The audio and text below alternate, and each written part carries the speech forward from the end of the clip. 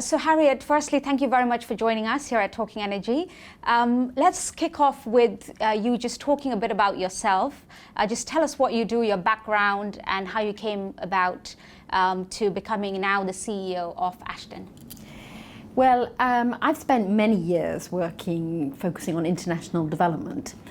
And in the course of that, it became very clear to me that we face three big issues in our time, and they are tackling poverty, tackling conflict, and tackling climate change.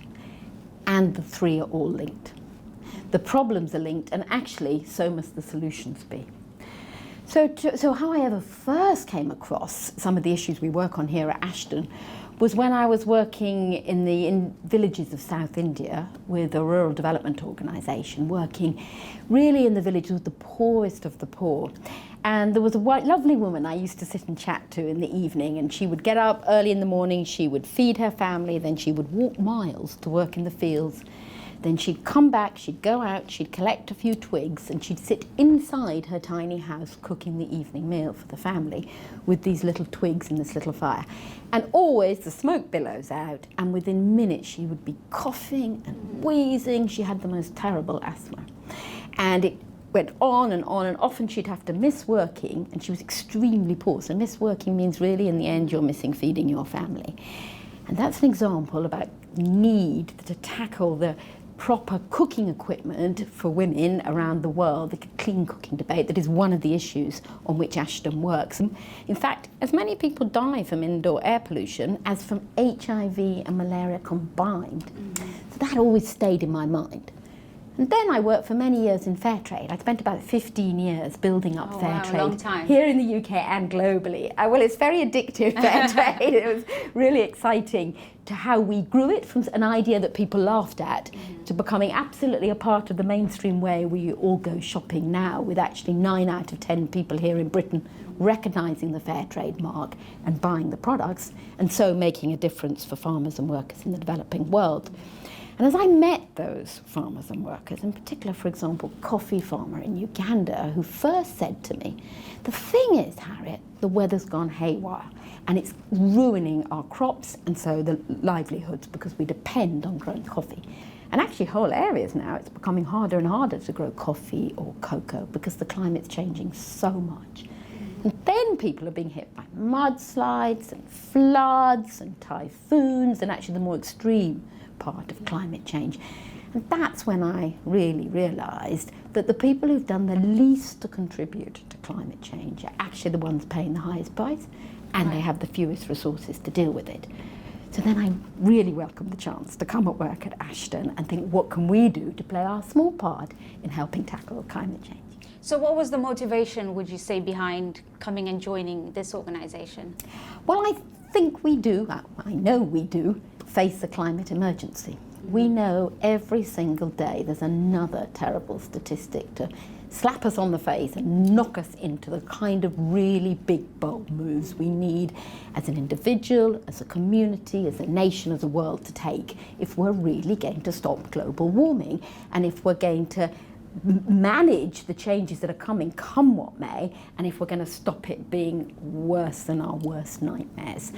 And so I really felt that burning desire to come and work for an organisation that was helping find the innovative solutions to climate change.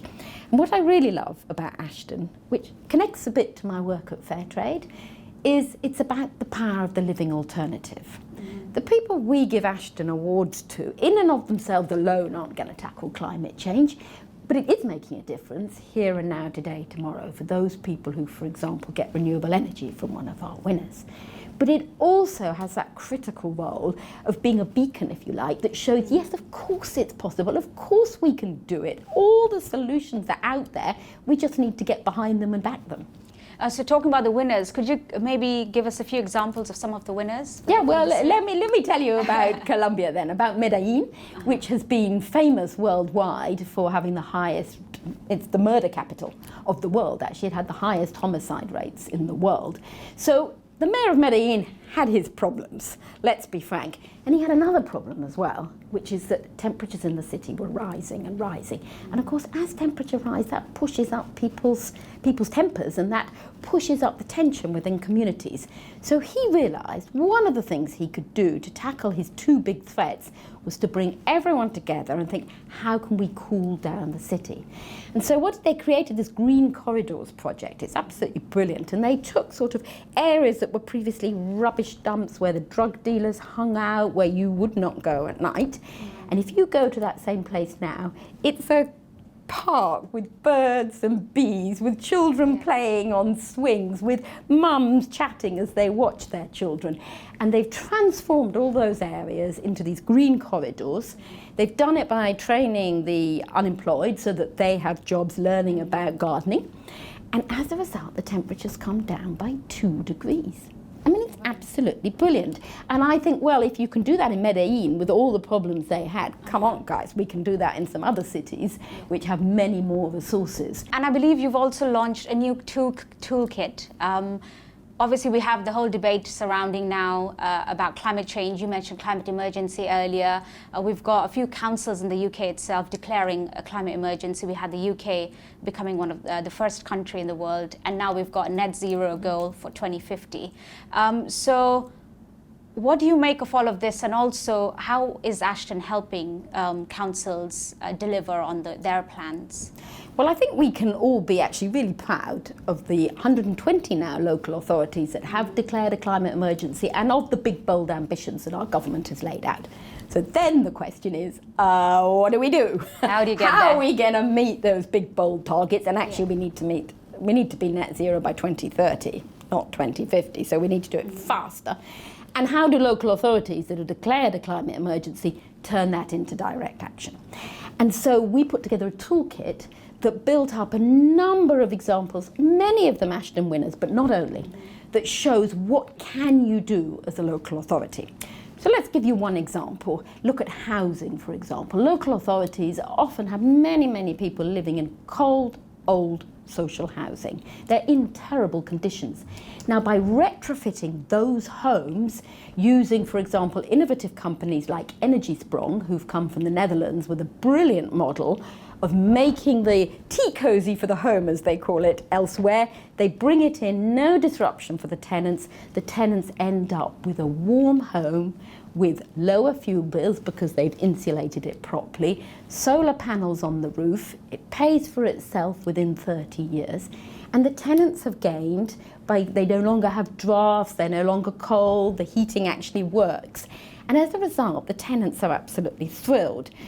And I think in a lot of our work with the toolkit for local authorities, it is also about making sure that anything we do on climate change is also benefiting people in other ways, so that people come with us on this journey to take big, bold actions for climate change. Yeah. So to give you another example of when it's worked really well, just up the road here in London, Waltham Forest local authority embarked on an incredibly ambitious plan where they've closed whole roads to cars, they've encouraged walking and cycling, they've taken a whole range of measures. And as a result, the average life expectancy of the children born in the past few years has already increased by 6 weeks because they've tackled the terrible air pollution that was plaguing their high streets. So yes, it's a gain for climate change, but it's also a gain for you and me if we're walking our kids up and down the high street. And just going back to what you mentioned briefly earlier when we were talking about the 2050 goal that the UK government has set, you said we should be aiming for 2030 and not 2050. Do you think that's feasible? I think they should be going for 2030, yes, absolutely. Because I think if you give yourself until 2050, well, let's go and have a cup of tea and let's sort of do a bit of, brainstorming. Whereas if you're really feeling the emergency, then you need to take fast and bold action immediately. So I think they should set the bar high, and that will then drive the action that they need. Because if you said we've got to be net zero by 2030, that would make sure you put in place the incentives, the policies, the subsidies, the tax changes that you need to drive some of those behaviour changes. And I think in the way we do that, though, it is absolutely critical that we take people with us. Because if we don't, then there will be a backlash. And we've seen that in Australia, we've seen it in the US, we've seen it with the Gilets jaunes in France, initially sparked off reacting against what people saw as an unfair increase in fuel taxes. So in the way we aim for 2030 to be carbon net zero must be done in a way that helps people understand how it can benefit them, that works with them through decentralised initiatives involving communities to see what are their bright ideas, what are their best ideas. So if we're going to do this transition, and we're going to do it with big bold measures, it must be a just transition in which we look at those who will lose out, that we help make sure they get the skills for the new industries of the future. If we went really carbon net zero by 2030, Britain actually could be a fairer place to live. It would be greener, healthier, the air we breathe would be better. We could have more decentralised jobs, whereas the fossil fuel industry is incredibly concentrated. Power and inequality in the hands of just a few. And that's really what we've got to change.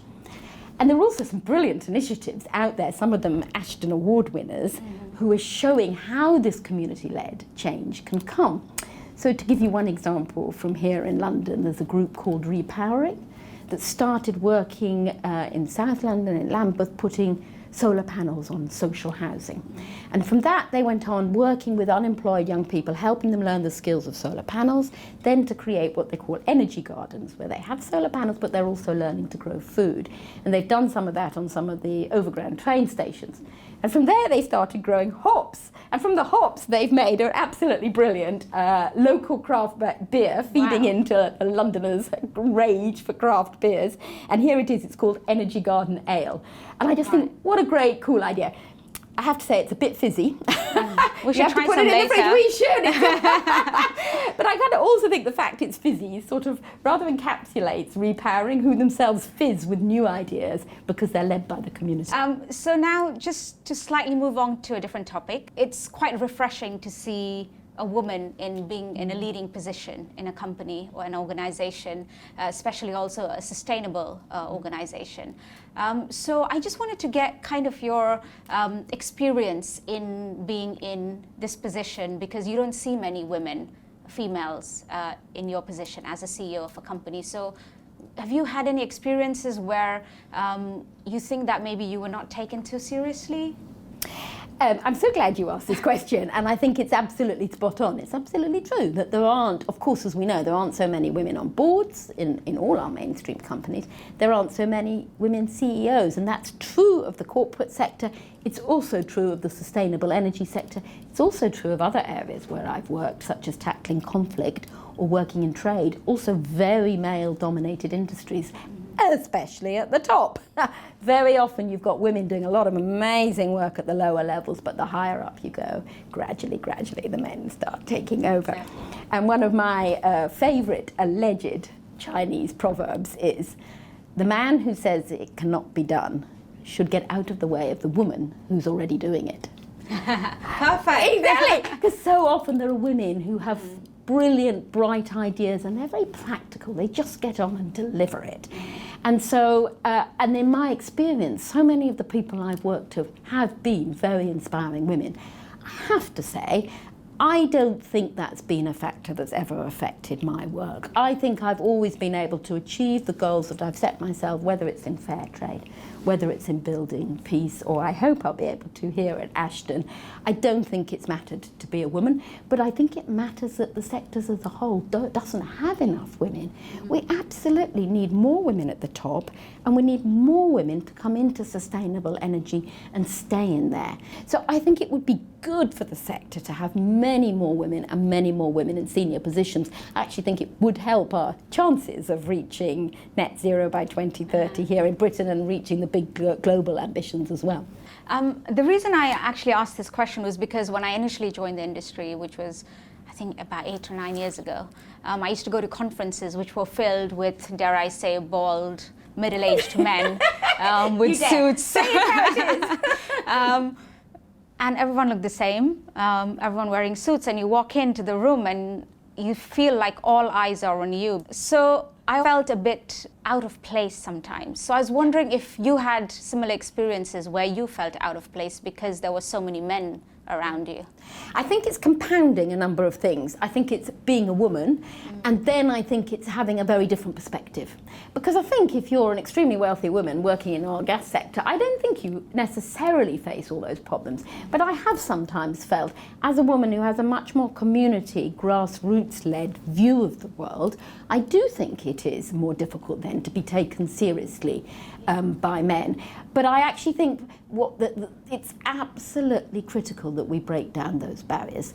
It's really serious that we take diversity in all its forms really seriously. We absolutely have to have the voice of African women front and centre if we're going to make sure that everybody in the world has access to energy. And you know, the challenge of reaching the last 450 million people who still don't have any energy access to the grid or whatever, the way we're going to do that is it absolutely must involve more women. And talking about sustainable energy, some of the projects that you support or innovative technologies that Ashden supports are obviously helping the transition towards going into the UK becoming low carbon. So how do you see this in a bigger picture? How does it help the economy in the UK and the economy globally? Yeah, I think that's an absolutely great question, and that goes to the heart of the reason that we produced the toolkit, actually. To say, we've scoured the country and we've found these incredible examples. In themselves, they're making a difference, but the real trick would be if all our social housing was retrofitted, so that nobody should anymore be living in a freezing cold, drafty place where they're shivering their way through the winter and actually having mental health problems because they're so cold. That's happening today in 2019 in one of the wealthiest countries in the world.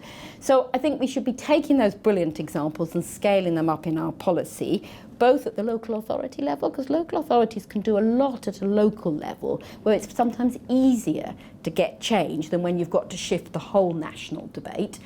And then I think we want to feed into the national policies as well. We're delighted a commission has been set up, a cross-party commission, to look at how can it be a just transition. And so we'd want to feed our ideas into that and say, how can we make sure it does take care of those who will otherwise be left behind by this transition? We want to feed our ideas and our examples into the global debates that are going on. And we all expect that the next big climate change talks, the next big COP will be coming to London in November next year. It's the next opportunity for the world to come together and really reinforce their commitment to the existing goals they made, but actually to go much, much further. And I think we feel now there is an absolute outpouring of support from the public. We've seen it with Extinction Rebellion, we've seen it with the school strikes, with the children saying, come on, government. And I think we see it with David Attenborough's television programme, which again really made everyone go, oh, we have to do something about this. So politicians have a mandate now, and on the back of that wave, we just need to step up all the policies that have been out there that we know will make the difference, and we have to implement them. We don't need to wait for shiny new technological fixes. We need to take the solutions we already have and implement them at scale and at pace. So you think the government should do more in terms of accelerating the low carbon transition then? Oh, absolutely, the government should do more. And I think that means looking again at subsidies to fossil fuels. It's looking again at what's the level of support that we're giving to renewable energy. How much support are we giving to community renewable energy initiatives that will help drive the change from the bottom up? It's about looking at our housing policy and our health policy, going back to that point that actually it can have benefits all round. I'll give you a lovely example. There's a company based in Islington called Shine, and what they do is they give boilers on prescription. So doctors found that they kept having old people with terrible respiratory problems coming in. They'd give them drugs, they'd get better. Next month, they're back again, same problem. So you're just going round and round the circle dealing with the symptoms. The cause? Defunct boiler. The solution, therefore, is not to give more drugs. The solution is to fix the boiler. And that's where this scheme grew up called Boilers on Prescription, where in that case you tackle the root cause, and that old man now has a proper working boiler and a warm house, and he no longer has respiratory problems. So it's another example of how we need to bring together all the different departments, This is not for the department that deals with climate change. It's for the trade and industry, the health, the food and farming. It's for every part of our economy to think about how can we get to carbon net zero. And talking about Ashden, it was set up by Sainsbury's, obviously a very well-known supermarket. And there have been criticism about supermarkets using too much plastic and having too much food waste. So what would you say to critics who might say that this might just be a CSR fad? Just to be clear, Ashden was set up by somebody who is from the Sainsbury's family, but it has absolutely nothing to do with Sainsbury's supermarket, just to be clear. We're a completely independent charity, but founded by someone from that family, but it's nothing to do with the supermarket at all. I think it's a very valid point, though, to say when companies start to make moves in the right direction, well, is it just greenwashing? Are they being serious about it? And I think, as particularly from my experience at Fairtrade, I believe you should celebrate every single positive move any company ever makes to make the world more sustainable and fairer. So if they start to do fair trade, or if they start to reduce their packaging, the plastic packaging, you have to celebrate it and say, brilliant, and now what are you going to do next? And because people get energised and enthused if they get positive feedback from their customers. And you know, if the customer's always right, the customer's always right when they want lower prices, allegedly. Well, the customer's always right when they say they want you to do fair trade and be fair in your supply chain. And we want you to switch to green energy. And we don't want to have our apples wrapped in plastic. And we do want you to really take plastic out of your supply chain. Get rid of plastic bags. And so I think we must encourage companies to do everything they can. They must move much, much faster. And then you need government intervention and government regulation so that the pioneers, the ones who are really taking the big bold moves, aren't then undercut by cutthroat businesses who don't care about the environment, because that is then creating an unfair environment in which you don't want people to be punished for doing the right thing. You want them to be rewarded. So at some point you need government regulation and incentives to push everybody in the right direction. Now, looking into the future, what would you say are some of Ashden's ambitions and plans for the next 5 years or so? Well, we really do feel there's a groundswell of support for major changes now. And so Ashden too is looking at, well, we're in a climate emergency. We've got 10 years to make these major changes. What is it that we can do to play our part and actually also to step up our game? So some of the things we're looking at, for example, is could we encourage every single local authority across the United Kingdom to declare a climate emergency, have a really rigorous plan of action to implement it, and then have citizens' assemblies holding authorities to account, saying, are they meeting the targets they set? Give you another example of the work we do. We also work in schools. So we work with schools to help them look at their use of energy. And in our scheme with them, we found that actually they save 14% on their energy bills and 12% on their carbon footprint. It's a win-win. Every single school desperately needs every single pound they can. So it's helping with carbon, helping them with their balancing their budgets. We've worked with 450 schools.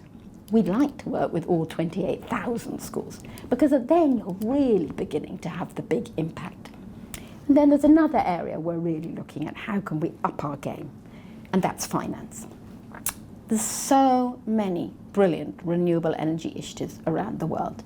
They're proven, they work, they're small, they're crying out for investment funds. There's millions of pounds sitting in investment funds saying they're committed to renewable energy. And somehow we need to bridge the gap between those two. We need to make sure that really serious amounts of finance are flowing to those brilliant initiatives that can help the world get to net zero.